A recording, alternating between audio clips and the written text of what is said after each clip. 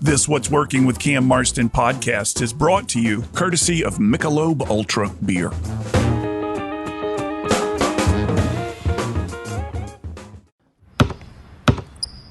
They say consistency is the key to success. They weren't wrong. So how about grabbing a beer that's consistently smooth, consistently refreshing, and consistently light? You might just find that the road to success can be pretty enjoyable. Michelob Ultra, the perfect balance of taste and refreshment, and only 2.6 carbs and 95 calories. It's only worth it if you enjoy it. Enjoy responsibly. Anheuser-Busch Michelob Ultra Light Beer, St. Louis, Missouri.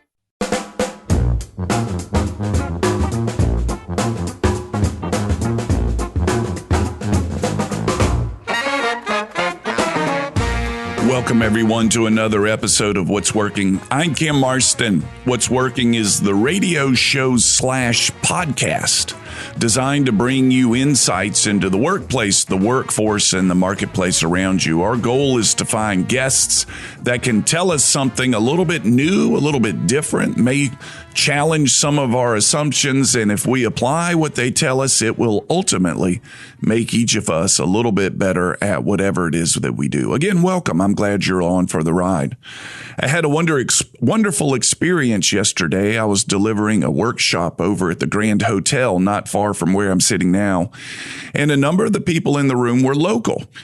The company was international, based in Finland, but they have a big manufacturing facility not far from here. So they had their North American, actually it was their Americas meeting here. And there were people from all over the world in that room. And they'd been trained up in engineering and different things and assigned different places in the world. And they had their meeting right here in South Alabama. And it was wonderful because a number of the people in the room had become fans of this show. So I walked into the room and many people were already somewhat familiar with me. It was really kind of cool. They said, "We listen to your show every Wednesday evening on our way home from work. It takes about 40 minutes to get back to Mobile. And we were excited to see your name on the agenda." And I thought, well, that's kind of cool. Little bitty baby feeling of celebrity. Their challenge was, what do we need to know about culture in the workplace? How does it relate to the different generations out there that we're trying to recruit and retain? And I was able to take a lot of the content that I've learned from these 250 some odd episodes of What's Working and apply it to their challenges in their workplace. So was able to give them some insights that this show has given me through my interviews. I mean, that was the goal of the show so many years ago, is to first ask all these questions that I enjoy asking so much. And second, in listening to their responses, get content that would ultimately be able to support the workshops and the keynote speeches and things like that. So it worked out perfectly earlier this week. I'm grateful for the experience, grateful for the client. In fact, the CEO of that company has said he's willing to be on this show. He'll be perhaps one of the more influential people I've ever had on the show. I think I heard him say they did $1.6 billion last year as a worldwide organization. And he says his calendar frees up in April, and hopefully sometime in late April, I'll be able to have him on the show. Anyway, it was pretty cool. I was able to build content into the presentation that I had gathered from the show. What the show looks for, and I know you all know this if you're a regular listener, is different things about the business world to better understand how it works. And it was in late last year that I met Megan Owens. Megan will be on after the break. She is a part of Live Oak Bank. And what their bank does, and perhaps there's a bunch of them out there, but it was the first time I had met somebody, they're entirely virtual. Megan works for a bank that has operations in all 50 states, but every one of those employees, other than in the headquarters office in Wilmington, North Carolina, works from home. Their bank is entirely virtual. And when I was talking to her about it, and I was talking to her boss, who was in Mobile attending a networking function with her, they have some very unique ways of marketing. And they develop these deep verticals of expertise that are then applied across the nation. So rather than be the territory manager for the bank, she is the expertise. Megan is the expertise in mergers and acquisitions and applies her expertise anywhere around the nation where it's needed. And they have all kinds of different verticals, some of which seem very arcane, and we'll tell you why they chose those things when we come back from break and get Megan on the air. But it's, let's say veterinarians is one of them. Chicken farmers is another. If you're interested in opening a chicken farm, Live Oak Bank has somebody who has deep expertise in that from a banking point of view. And you don't have to worry about schooling the local guy about chicken farms. You can take care of it with one of Live Oak's expertise. Anyway, I thought it was really interesting. She's going to explain more about it when we get back from break. You're listening to What's Working. I'm Cam Marston. We'll be right back.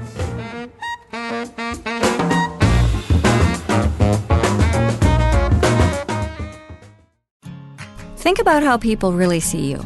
The kid at the drive-thru just sees a coffee drinker. Please pull forward. Your local barista sees the person who loves a smiley face in their latte. See you next time. It's kind of the same way with insurance. Other insurance companies just see a customer, but a State Farm agent sees more. They see you as a neighbor. Your State Farm agent is here to get to know who you really are, so they can help life go right. Call me, State Farm agent Allison Horner, in Mobile at 666-1616.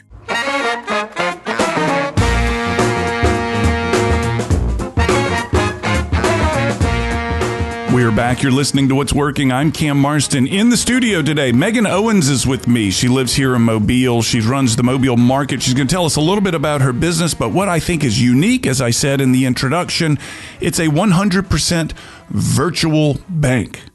And if you're like me, banks have always been institutions made of brick and made of mortar and full of marble and mahogany and wood and oak paneling and things of this nature to suggest permanence and stability. And suddenly in our midst, and I've known this was coming, we all have a completely virtual bank. Megan, thank you so much for your time. Welcome to What's Working.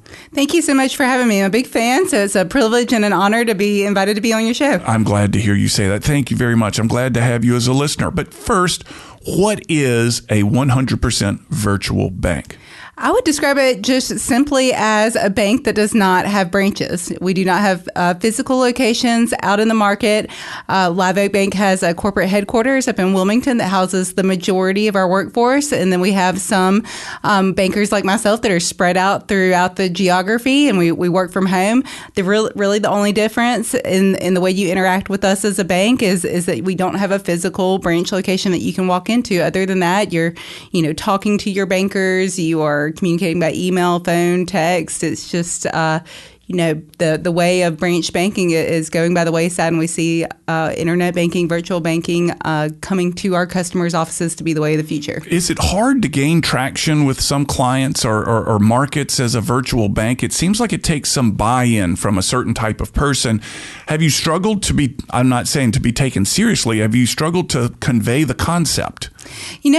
I anticipated that it might be a little bit more difficult coming from a traditional banking background myself and moving into this role to really build the Live Oak brand in this market. I thought that it might be met with some resistance, especially here in our market. We're a little bit more traditional mindset, but really it hasn't been met with much resistance. The specific niche that we're in, it meets a need that there's kind of a gap for in this market. So I think it's been well received. I'm wondering about a bank charter, and I don't know much about this stuff. I know that's a word, a phrase rather.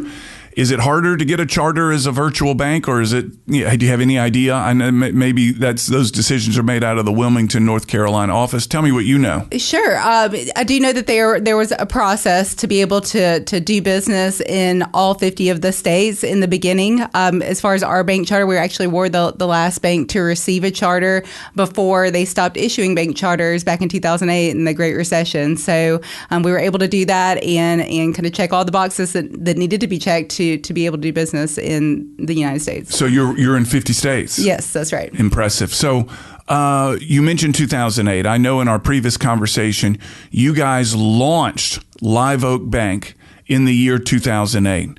And for the youngsters out there, 2008 was a tough year, and it would not seem to be, it was the fever of the Great Recession at the time. It would not seem to be the right time of the right time at all to launch a bank. Tell me about that. Right. Absolutely not the ideal time to launch a bank. There's just so many challenges. The borrowers, building a bank that's built on lending, you're looking for borrowers in a strong position to borrow, especially your first few loans are critical to the success of the bank. And so a scary time to start a bank.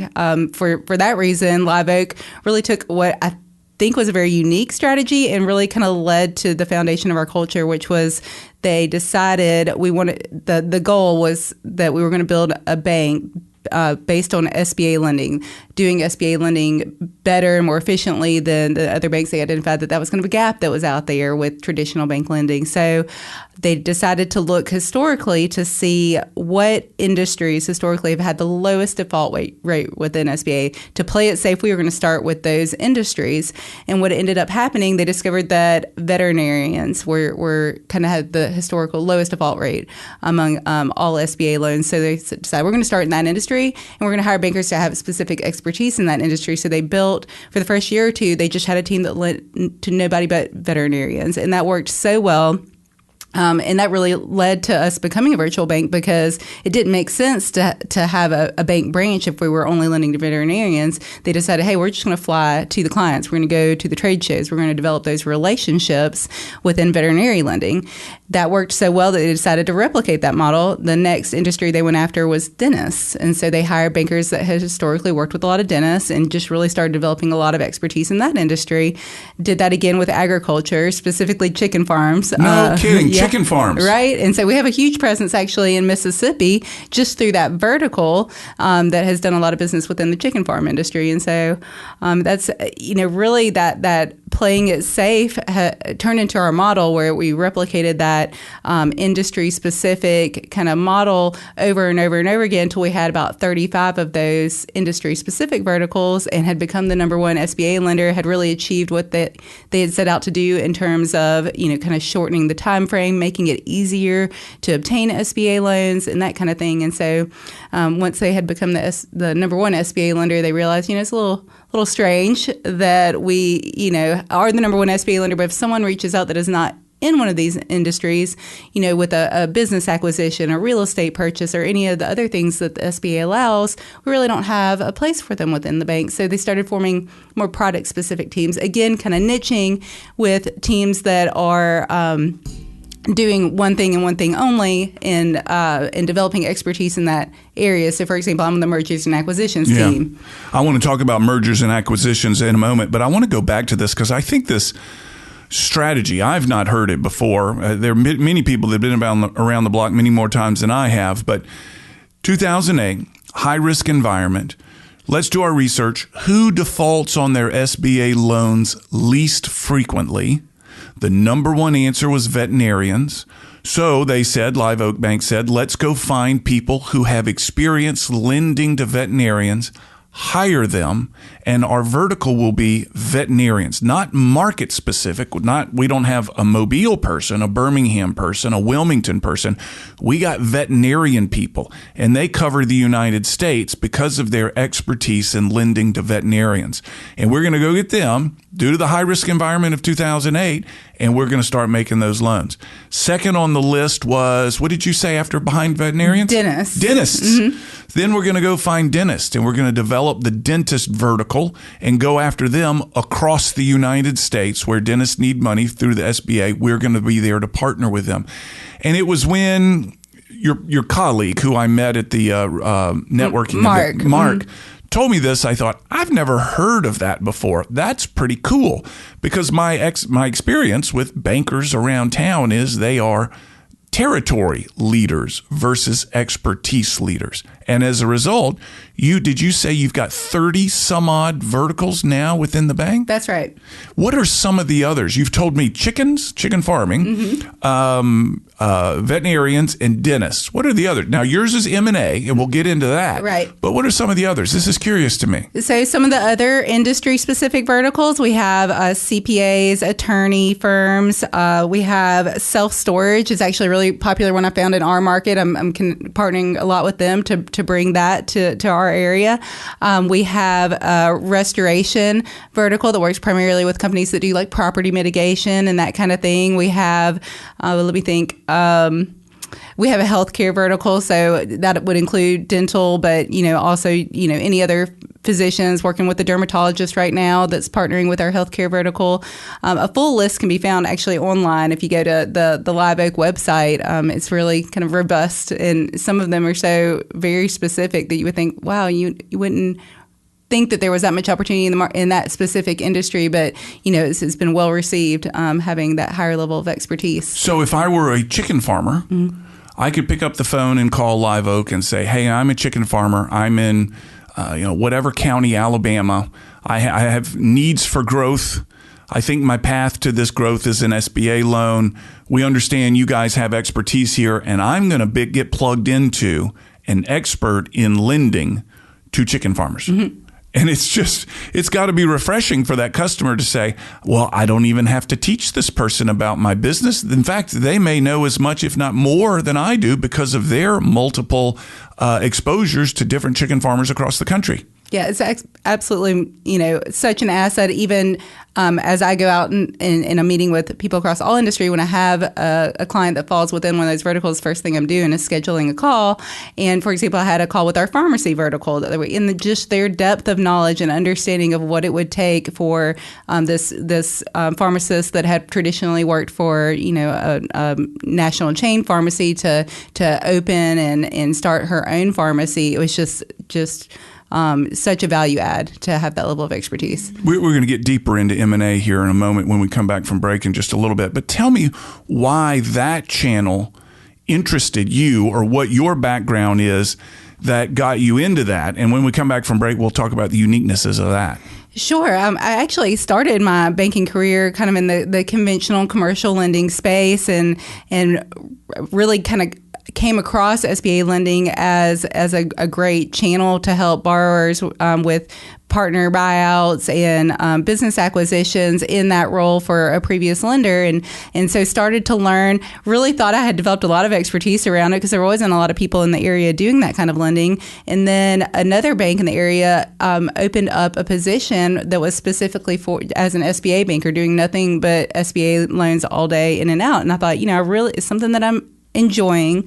I think I'd be a good fit for that role. So that's what I did for the last 5 years prior to joining Live Oak, and was really doing the full scope of everything that is available under SBA, which, could be construction loans, it can be equipment financing, a number of different things. But what I found myself leaning into that I just really loved to do was business acquisition. So started really then developing relationships within the M&A space, and I guess kind of developing a name for myself there, and that's when Live Oak reached out, and it's a match made in heaven. Here you are today. Megan Owens works for Live Oak Bank here in Mobile. Her vertical is mergers and acquisitions in the bank. When we come back from break, we'll talk a little bit more about it. Be right back.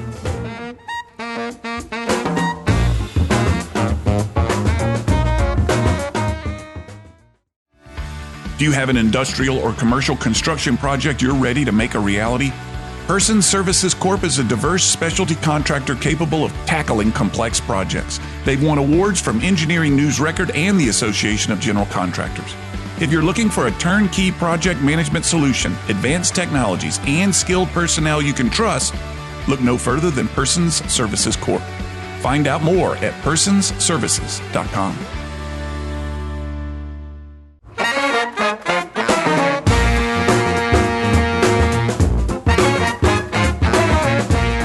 You're listening to What's Working. I'm Cam Marston. I'm in the studio with Megan Owens. She works in Mobile for Live Oak Bank. She's the M&A expert, not only in Mobile, but if I understand it correctly, her expertise can travel across the nation anywhere. And we'll talk a little bit more about that.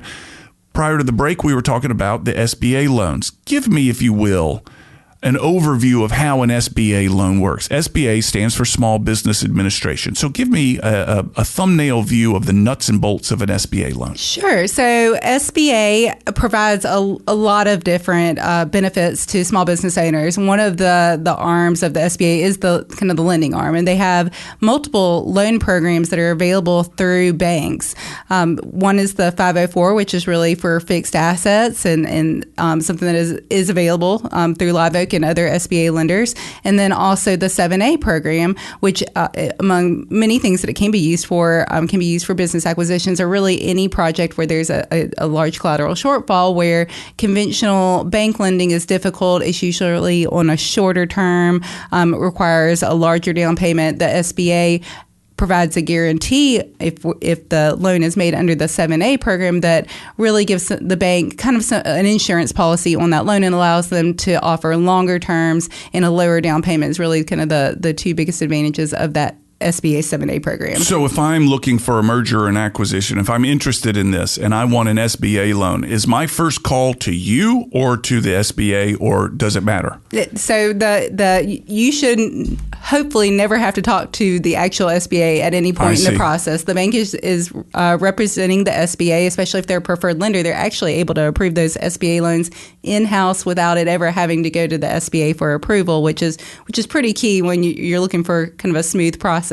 So the way it actually works is that, especially in the 7A program, it's actually a bank loan, and the SBA just has a guarantee on that loan. Works much like an insurance policy, but the servicing of that loan and every interaction that you have, it will be with the bank itself. So let's talk about my listeners real quick, and here's who I'm trying to cultivate. The listener is typically going to be 45-year-old or older. It is typically going to be more male than female. According to the numbers, 70% of my listeners are male. And they have an influencer role in their business, meaning he or she could be the CEO, they could be the supervisor. They're more often than not an influencer in their business. And they're the type of people who may be thinking, we face growth challenges right now. We need to get bigger. And whether these people are, the markets are Northern Alabama, Huntsville, and Gadsden, and Tuscaloosa down here to Mobile, your expertise applies statewide. It's not unique to Mobile. This is a crazy, weird place, and we know this because Mardi Gras season is upon us, and no one else knows what's going on. But your expertise applies across the state. Imagine you're talking to this influencer, and he or she is saying, we have growth challenges now. We either growing or dying. And you're able to say to them, here are some of the options, or perhaps it's a questioning process that you bring to them. What are the questions that you ask? So there's somebody listening right now facing this right now. We have growth problems.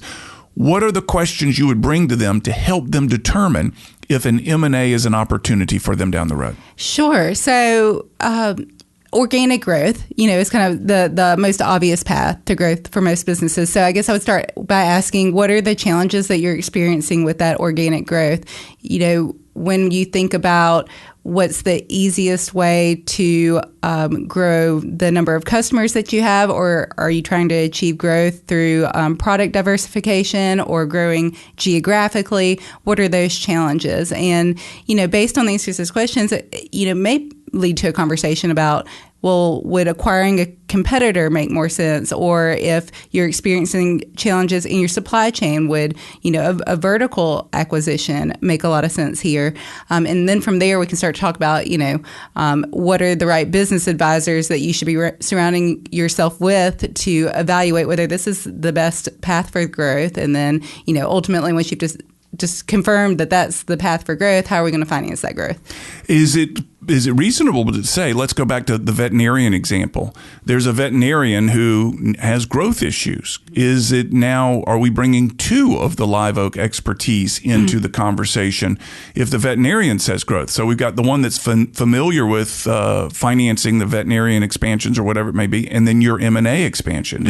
Are you now partnering with other colleagues? That's exactly right. When it happens to fall within one of our verticals, we're bringing that expertise to the table as well, and we're kind of of working as a team to accomplish that project, the financing of that project. When you've worked with business leaders, owners, et cetera, and you mention an investment like this and a loan necessary to grow, what is their reaction? I'm guessing most of these business leaders are going to be somewhat conservative.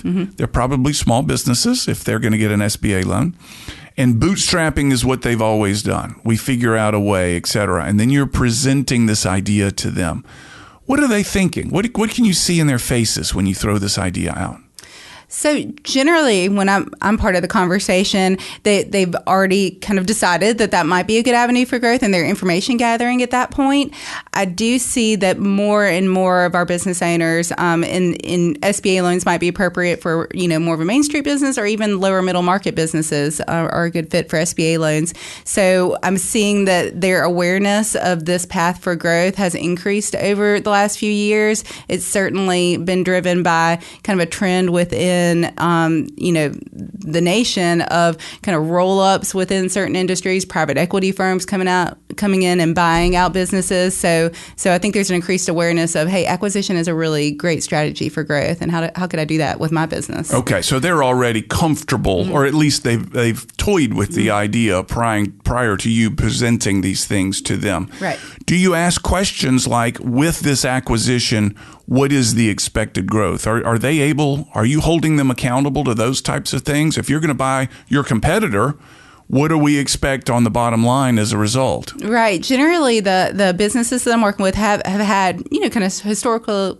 positive growth. They're just looking for a way to ramp that up. How can I, achieve my goals a little bit more quickly? And so we're looking at, what if you're buying a competitor, or if you're integrating it kind of vertically through acquisition, what are the economies of scale that you're going to achieve? What's the impact to your revenue and ultimately your bottom line? And we're helping them to kind of put together projections to make sure that at the end of the day, they're achieving their growth goals through this acquisition. Give me a scenario that you've been through where it worked perfectly.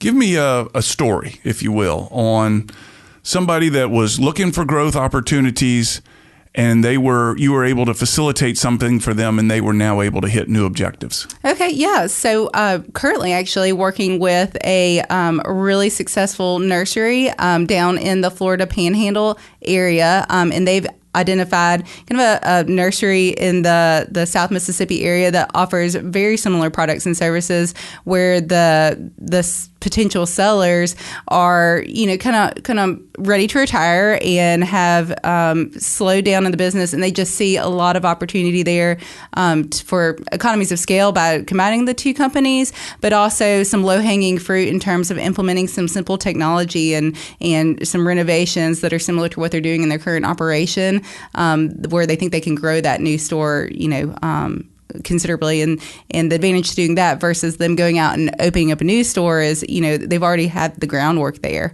and potentially will be able to 10x that company's revenues just by implementing those small changes. So this is retail?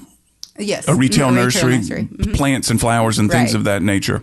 You mentioned something that I've been hearing a good bit lately, even more so in 2023 than all of 2022 already, and that is the owners ready to retire. And this big baby boom generation, very industrious, hard workers. We've heard all the stories about the baby boomers, but there are now so many of them at the point of saying, I'm tired. I don't want to do this. What am I going to do? In fact, there's a friend of mine who now works in Phoenix, and one of the strategies of their business is, and it's a roofing business, one of their strategies in business is, we search the nation for baby boomer owned roofing businesses that have no succession plan. And we are able to offer them comfort and confidence that their legacy will not be forgotten. We're going to do it this way or something like that. Are you seeing a lot of that in the marketplace? Yes, there's actually a coin termed for it. It's the silver tsunami. Oh, no kidding. Yes. So a lot of business owners that are ready to exit, and studies show that over 75% of them don't have a really solid exit strategy. So, we are seeing a lot of businesses being listed for sale that, don't have anybody internally. If it's a small business, the children, don't have interest in taking over and becoming the second generation owner, and they need to sell that business to really kind of fund their retirement. Yeah. So I was talking to a realtor yesterday, and his show will play a couple weeks after this. And he's seeing turnover in second home markets because these baby boomers bought homes for their grandchildren and all this kind of stuff. Well, the grandchildren are now old enough that they're not coming back to visit grandma and grandpa because they're starting families of their own. And there's a turnover in vacation homes resulting from this silver tsunami. Not just retirement, but getting a little bit older and unable to take care of the homes is what he said in some cases, allowing a lot of repairs to go unnoticed around the house due to just this aging thing. It's a very real phenomenon, I guess. And just like the capitalist market works, people are finding ways to benefit from it. Right. Yeah. So you mentioned the nursery. There's got to be others. Yeah, we had a acquisition of a manufacturer had a specific distributor that they had worked closely with, and so and it really amounted to more of a partnership than a complete acquisition. But they found that they were having troubles with the supply chain, and the combined kind of market power, if they were to combine the companies and develop that partnership, would lead to some economies of scale as well. Megan Owens is with Live Oak Bank. She represents the M&A market. She lives in Mobile but can work anywhere. We'll be back after this break.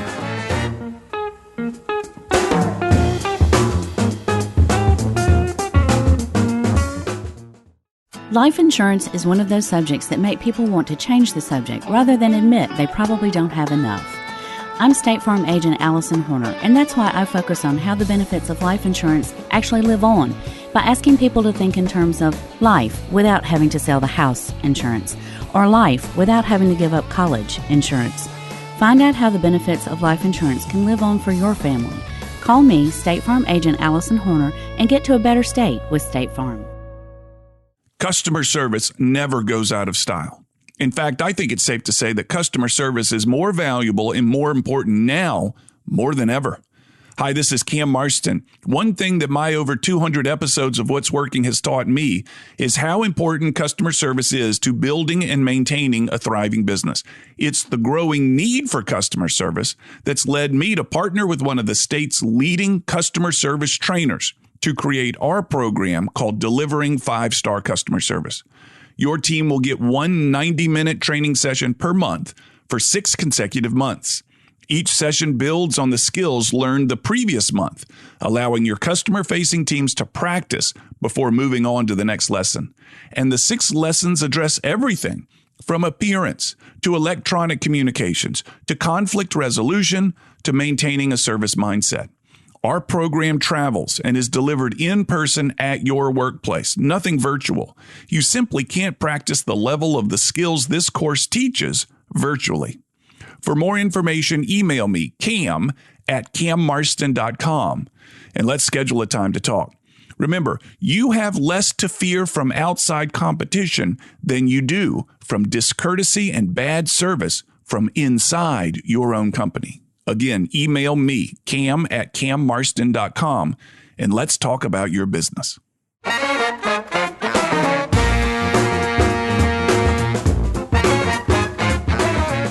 Megan Owens works in Mobile. However, she represents any place in the country that has some expertise in where expertise in mergers and acquisitions are needed. She's with Live Oak Bank, which is based in Wilmington, North Carolina.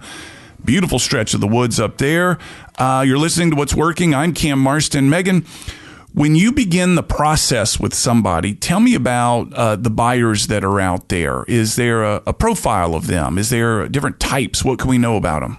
Sure. So probably the 2 or 3 kind of buyer profiles that I see most often. I do have some first-time buyers. Typically, those are people that have worked in corporate America. They have some level of experience, either kind of running the company in a C-level capacity, or perhaps a regional manager that has experience driving a P&L. And so they really have that business acumen to run their own company. They've just been making a lot of money for somebody else, yeah, right, for a long time, and so they're ready to acquire their own business. So working with a lot of people that kind of fit that demographic, and then like we've already talked about, existing business owners that are looking to scale through strategic acquisition. I find the people that are out there looking for a business to buy, to step into, they're interesting to me. They're willing and excited to take on a little bit of risk. They're willing and excited to control their own future. And in fact, it was a conversation with Mel Washington several weeks ago, who coaches small business owners. And he said one of the things they don't realize is that owning a small business or any sort of business is 24 hours. And that's what a lot of people don't think. They're not aware of the commitment that it takes to run and lead a small business. And is that something that you screen for in talking to these new potential business owners? Absolutely. That's a great question. We do really kind of, that's where a lot of the focus, once we've determined that, hey, we found a good business here, the cash flow works, kind of they're on the right trajectory. Now we're looking at the buyer. Do they really have the skill set and that business acumen that's needed to step in and run that company and transition from the existing owner to them? And so that's certainly part of it. If the buyer ever comes back to you at some point and says, this is different than I thought it would be. You did your screening. I did my due diligence, yet it's still different than I thought it would be. Do you offer coaching for these people, or do you say, suck it up, Buttercup, you've got a loan to pay? Well, we certainly if someone came back to me, I would, advise them to really be consulting their business advisors. How can we grow the company, and offer any kind of words of wisdom that I might have. I think that does drive home the point of kind of a mantra that we have within Live Oak is we're looking for people with the eye of the tiger. And so even as we lend nationwide, no matter where I'm doing a loan, one of our core tenets is we're going to meet face to face with anybody that we're helping to finance the purchase of a company, because we want to look into the eye of the tiger. And so I don't think we see a lot of people that come back that are struggling because they weren't expecting kind of the demands of the business. They are, they're hungry for it and they're ready to go after it. I think it's an important point to make is that though you're a 100% virtual bank, the meeting, the face-to-face for what you do is so very important. Mm-hmm. It's not entirely virtual in that you're not going to be a stranger to these people. You are going to get into a room with them and meet them and check for the eye of the tiger. That's right. And even after the loan is booked, we have a dedicated team of business analysts that will go out and visit that business at least on an annual basis and usually have a call at least quarterly to just kind of touch base, offer any guidance. We have some sophisticated reporting that can be helpful as they are kind of analyzing whether they're on track with their business goals and that kind of thing. So we try to add value after the fact too in that way. This is off script here, but I'm very curious. You sit down in a conference room or wherever you meet these people. You work at your kitchen table out of your home. Maybe it's in your kitchen. What are you looking for? What does the eye of the tiger look like? When can you tell that they're all in for this idea? I think the person that can really clearly articulate a vision for the company that they're looking to acquire, you can just sense a kind of enthusiasm for what they see as the opportunity within that company and how they're going to go in and implement that and grow it. I think that's what kind of describes the eye of the tiger. Do you work with the seller of that company as well? Do you meet with them? They would probably be less important. Do you do valuations on that company? We are required to do a third-party business valuation at some point during the process. Sometimes that's up front. Sometimes that's at the end, just to kind of confirm that the purchase price is in line with what the buyer is paying.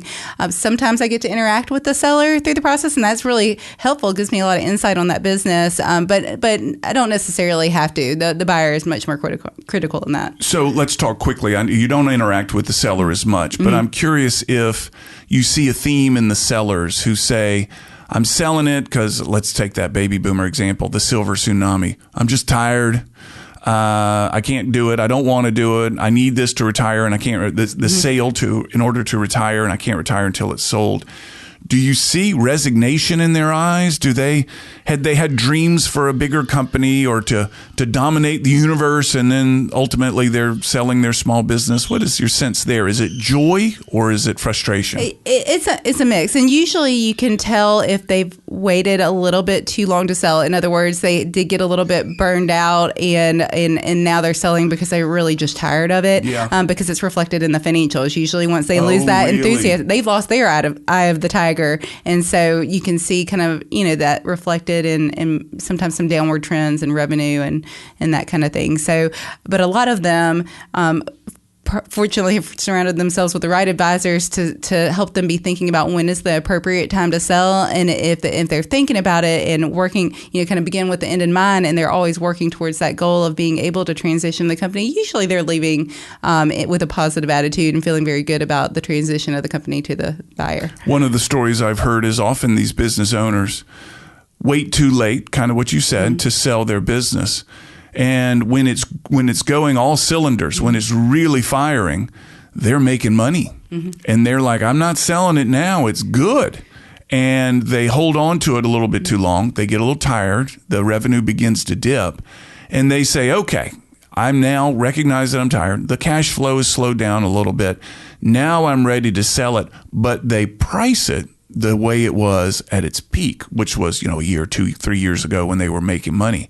And there's often this big reckoning between, hey, here's what it's now worth versus here what, you were doing real well 3 years ago and you didn't want to sell it then.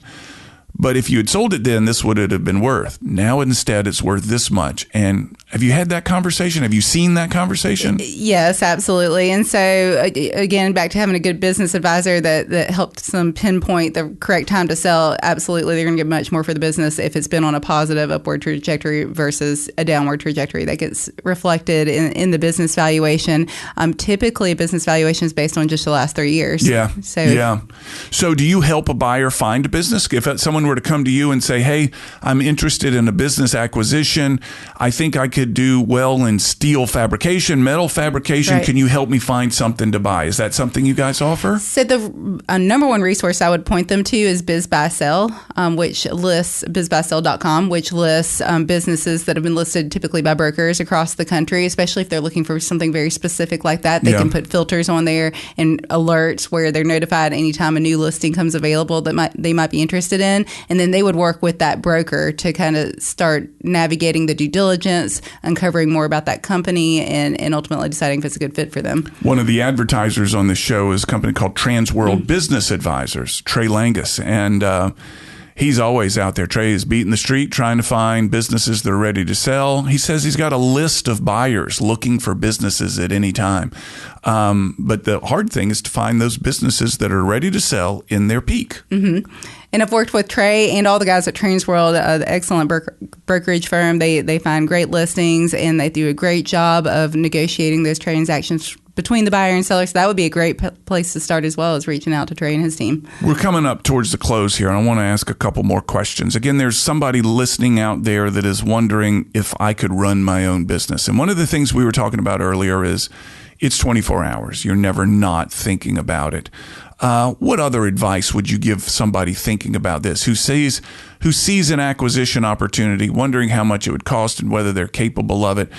There's certainly a spreadsheet of check boxes that you have to determine whether they're qualified. But what else would you encourage this person to think about? Yeah, absolutely connect with people that have done what they're trying to do. Other people that have acquired businesses, particularly in that industry, can give them so much insight. There's a ton of resources out there, books and podcasts, and they can really do a deep dive to start to become well versed in what the acquisition process looks like and what are the realities that they're not thinking about right now before they decide to take the plunge themselves. So Live Oak Bank offers this extraordinary depth of expertise in these different verticals. We've mentioned a handful of them.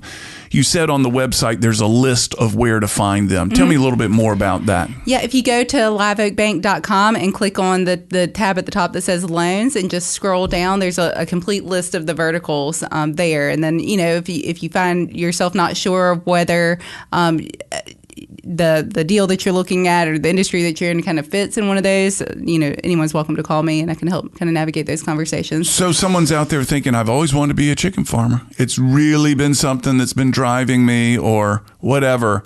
They'll go to that website. They can find that information, make some phone calls, and talk to an expert who can coach them on that. That's absolutely right. Yes. And if someone wanted to find you, how would they find you? So my information is also listed on the website under the general lending, which kind of covers all industries. But welcome to reach out to me by phone or email, megan.owens@liveoak.bank. And we have a fancy email address there. A fancy suffix, .bank, huh? .bank, that's right. And then my phone number is 251-654-6448. Megan.owens@liveoak.bank. Mm-hmm. And M&A is your expertise, but you can point somebody wherever they need to go. Absolutely. Megan, has been a delight. And again, your methodology, your company's methodology is interesting to me. Thank you so much. Thank you, Cam. We'll be back after this break with segment 5. We'll recap and tell you what to expect in upcoming episodes. Stay tuned.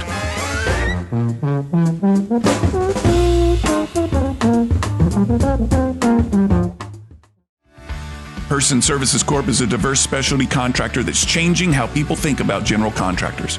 Person Services Corp has experts in industrial and general construction, disaster recovery, infrastructure, and mechanical.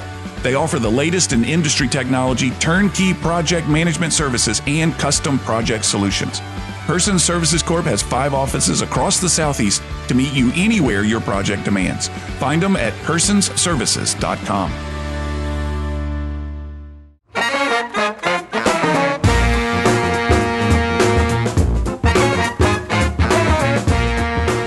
Thank you, Megan. A wonderful, interesting conversation. And like I said in the opening comments, as well as with Megan, I love the methodology of segmenting this thing. This could be or their bank and the deep expertises that they have. I loved it that they're able to find these people. Go find the best person in the land who knows about financing chicken farms, about financing dental offices, about working with, what was the other one? Veterinarians. They have the lowest default rate. I guess all this stuff is public information. They have the lowest default rate on their bank loans, so that's who we want to start with, a very safe, predictable type of client.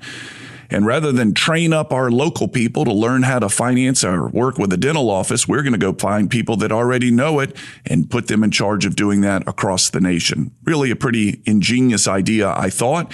And if what Megan says is accurate, no reason to believe it's not. It's really helping the growth of Live Oak Bank. Check them out online, folks. I've got a ton of banker friends, and I promise you they're all going to say something to me because of this. But check them out online. It sounds pretty interesting to me, and I'm grateful for Megan for bringing this idea to me. And again, that's the purpose of the show. Lots of things going on in the show right now, and let me tell you kind of what I'm looking for. Maybe if you have a connection out there, a hookup, and here's what I need. This chatbot stuff, this artificial intelligence that is now influencing search is really of interest to me. And I'd like to learn what the implications of that are through an episode of What's Working. So if any of you out there know somebody who has a deep expertise in this, they don't have to work for Google or whoever's making these technologies, but can see the implications of this, I'd love to talk to them about it. The articles that I've been reading on this chatbot stuff are suggesting that these things are almost sentient. And I'm wondering if it's not some, my devious mind, all of us kind of thinks and seem to be paranoid and think in conspiracy theories, but I can't help it if there's somebody on their keyboard watching people like me enter searches into the chatbot and immediately hijacking it and messing with me. I will tell you what I did that I thought was pretty fascinating as I watched it play out in front of me.